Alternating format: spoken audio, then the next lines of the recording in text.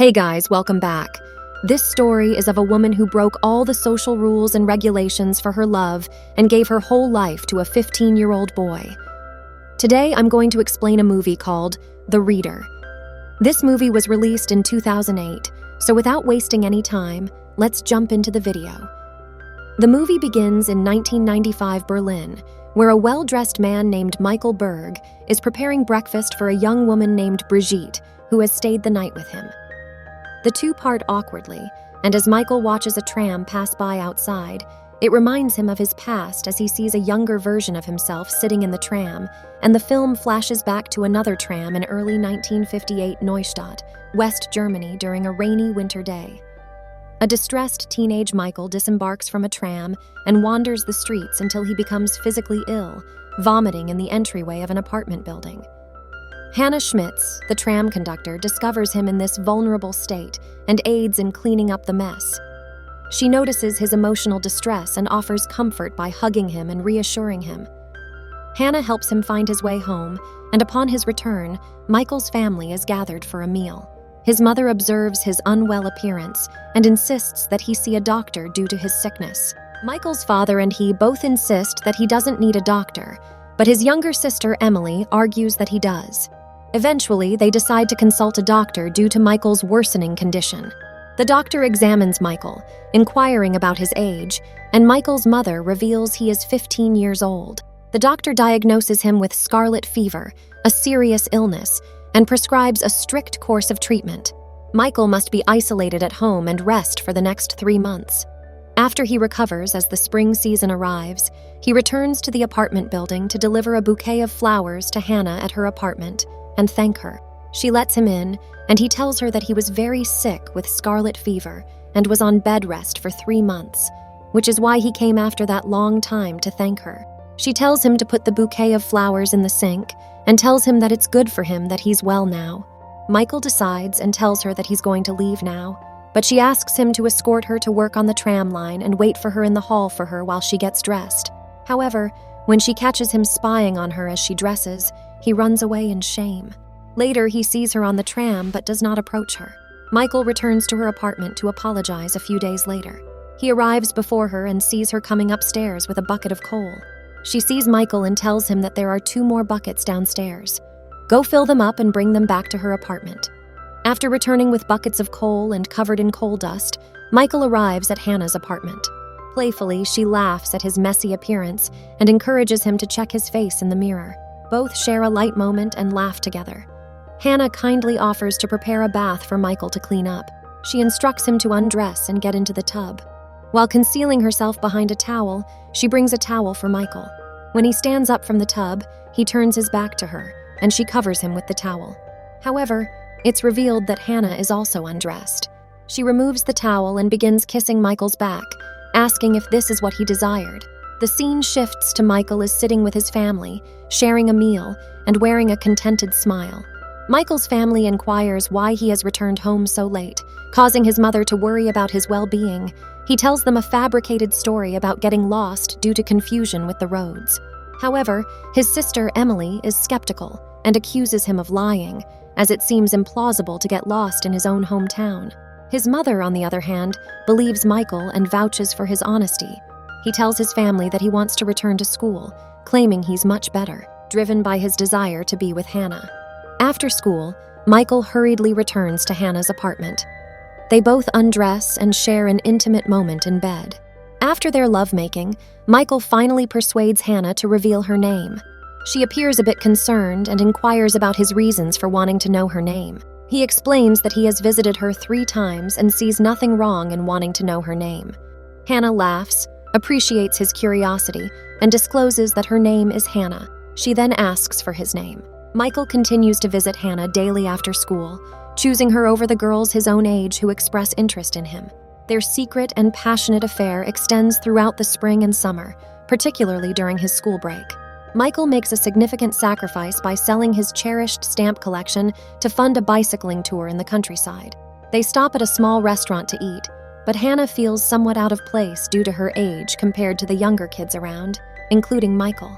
After their meal, they visit a chapel where a children's choir is singing, which deeply moves Hanna leading her to tears of joy. Later, they go swimming in a lake, and Hanna invites Michael to join her, but he declines, explaining that he's working on writing a poem dedicated to her. He promises to read it to her once it's completed. The scene shifts to the current Michael in the year 1995. The older Michael is seen examining the same journal in which he documented his life with Hanna in a daily sequence. He leaves his location, rushes to his car, and hurries to a courtroom. His assistant assists him in donning his black lawyer's robe, and he enters the courtroom, where everyone is already seated. However, the scene then shifts back to 15-year-old Michael, who is attending class and paying attention to his classmate, Sophie. After school, he joins his classmates for a swimming session, but eventually leaves them to visit Hanna. It is revealed that Hanna has received a promotion from the tram company, offering her a higher-paying position and an office job. When Michael arrives at her apartment for one of their trysts, she suddenly snaps at him when he tries to read her Chekhov's The Lady with the Dog. They make love one last time, and she decides to leave. She departs without informing Michael of her destination, leaving him feeling abandoned and heartbroken when he returns to her apartment and finds it empty, then shifts to the present day in 1995, where the older Michael is shown having dinner with his 21-year-old daughter, Julia, who has recently returned from a year in Paris. They share a meal and engage in a conversation. Michael drops his daughter off, and the scene shifts back to a young Michael, 8 years later, in 1966. Michael is now 23 years old and is attending Heidelberg Law School. He is part of a special seminar taught by Professor Roll, a concentration camp survivor. During the seminar, Michael observes a trial in which several women are accused of allowing 300 Jewish women to die in a burning church. These women were SS guards during the 1944 evacuation of Auschwitz concentration camp. To Michael's shock, he discovers that one of the defendants is Hanna. He visits a former camp himself to try to come to terms with this. The trial divides the seminar, with one student angrily saying there is nothing to be learned from it, other than that evil acts occurred. He tells Roll that the older generation of Germans should kill themselves for their failure to act then and now to stop the Holocaust. The key evidence is the testimony of Ilana Mather, a young Jewish woman who has written a memoir about how she and her mother survived. When Hanna testifies, unlike her fellow defendants, she admits that she was aware the whole time that Auschwitz was an extermination camp. She also admits that all the SS guards, herself included, would randomly choose 10 prisoners each. These prisoners would then be executed to make way for the new prisoners that arrive so that overcrowding does not occur. In Hanna's case, she would choose the physically weak and less able-bodied prisoners to their deaths. She would also make the prisoners read to her. Every evening, Hanna would randomly choose one female prisoner to read a book to her in her office before taking them back to their cell. Michael, present in the court upon hearing this, gets very emotional and sad. Further charges against Hanna whilst an SS guard also included 300 counts of murder brought about when an aerial bombing raid by the Allied forces accidentally hit a church where the prisoners were sleeping for the night. The church's roof collapsed and a fire ensued. The prisoners tried to escape the burning church, however all exits were locked. DSS guards, Hanna included, had the power to unlock the exits to let the prisoners escape, but they did not. Only 2 prisoners survived, Ilana Mather and her mother. Hanna strongly denies that she personally authorized a report to lock the church exit doors, preventing the prisoners from escaping, despite pressure from the other. When the prosecutor produces a document with Hanna's signature on it authorizing the church incident, she continues to deny the charges by claiming that someone forged her signature. However, when she's asked to provide a handwritten sample of her signature to compare it to the signature on the document, Hanna suddenly retracts her denials and admits to signing the document. In the courtroom audience, Michael then realizes Hanna's secret. She's illiterate and has made many of her life choices to conceal that. Even her choice to join the SS was made because of her desire to avoid a job promotion, meaning she would have had to reveal her illiteracy. Without being specific, Michael informs Roll that he has information favorable to one of the defendants, but is not sure what to do since the defendant herself wants to avoid disclosing this. Roll tells him that if he's learned nothing from the past, there's no point in having the seminar. Michael decides to confront Hanna in the prison, but at the last moment, he loses his nerve and leaves the prison yard, while Hanna is waiting in the visiting area, unaware of who's going to visit her and where they are. Hanna receives a life sentence for her role in the church deaths, while the other defendants get prison terms of a few years. Upon hearing this, Michael starts shedding tears and heads back in the train, and the scene shifts back to older Michael, but this time in 1976. Michael graduated from the law school and gradually became a successful lawyer. He married a young woman named Mart, and together they have a daughter whom they name Julia. But Michael remains emotionally withdrawn. His marriage ends a few years later when Marta leaves him, and he becomes distant from his daughter.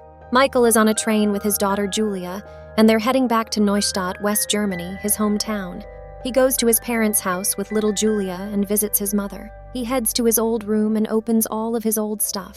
Rediscovering his books and notes from the time of his affair with Hanna, he reestablishes contact with her by reading some of those works into a tape recorder. He sends the CAS. Eventually, she uses these to teach herself to read the books themselves from the prison library, and eventually writes back to him. Michael does not write back or visit, but keeps sending audio tapes. In 1988, the prison's warden writes to him to seek his help in arranging for the aged Hanna after her forthcoming release on parole. He reluctantly agrees to sponsor Hanna. He finds an apartment and job for her, but when he visits her for the first time, 1 week before she is to be released, he is aloof to her. She tells him that before the trial, she never thought about what she did as a SS guard, but thinks about nothing else now. After he leaves, she commits suicide by hanging herself in her cell and leaves a note to Michael and a tea tin with cash in it. In her will, she asks Michael to give her life savings to the family of one of the prisoners at Auschwitz. Michael starts to cry in the cell while the warden hands him the tea tin.